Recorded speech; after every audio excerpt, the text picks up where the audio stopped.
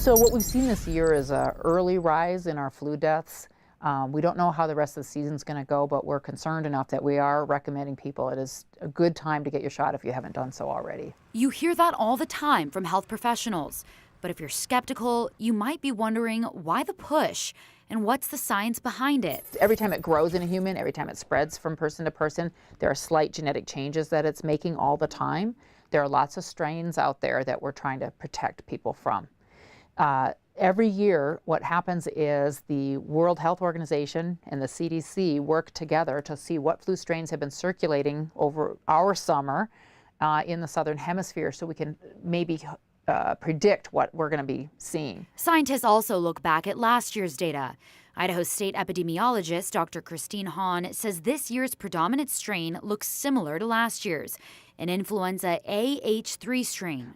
The vaccine includes either 3 or 4 strains, depending on which vaccine you get. The shot covers a strain of AH3, a strain of AH1, and a strain of B virus. We headed to the lab where virus samples are tested from across Idaho. We collaborate with providers throughout the state, and we provide surveillance for the subtypes of flu that are circulating throughout the state of Idaho and contribute that data to a national and international database that's used to help select vaccine components, contributing to a global effort to create effective vaccines. Now, you might be hearing this year's vaccine is only about 10% effective based on data out of Australia.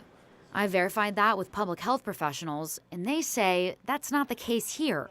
Experts tell me the predominant strain we're seeing is similar, but slightly different than what they saw down under. We expect the vaccine to work better here, though. The CDC has done the best job they can so far. It looks like a good match.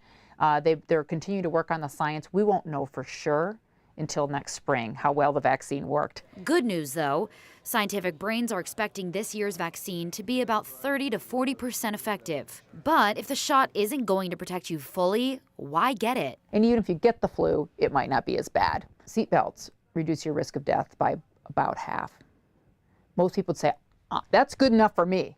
I would think if you're at risk of serious influenza, if you're somebody who've got lung problems, you've got health problems, your immune system isn't, strong, that any reduction should be a positive and should be something to consider. And as we mentioned earlier, there were 16 flu-related deaths reported just in this past week. Health and welfare data shows most are in northern Idaho, but some are happening here in the Treasure Valley too. The virus is more severe in elderly people and really young children, but there have actually been 2 deaths in the 18 to 49-year-old category. And if you're wondering, it's not too late to get your flu shot. The flu season typically lasts until May. So we said it, we've heard this over and over again. Morgan, anything that you talked with the doctor about today, did you find anything surprising at all?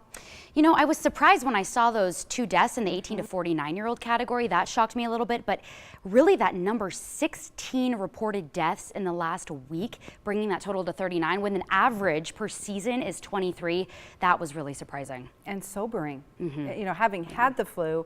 And I confess to everybody, I didn't get my flu shot, which I've been so good about in the past, but this year it just caught up to me too quickly. And I can tell you, it hits like a rock. So. Yeah, and I should mention too, that period after you get your flu shot, it takes about 2 weeks to build antibodies, so it should affect you 2 weeks from that point. All right. Well, Morgan, thanks for verifying for us. It's always good to go right to the top, get some good answers. And if there's something that you would like verified, email our Verify team at verify@ktvb.com.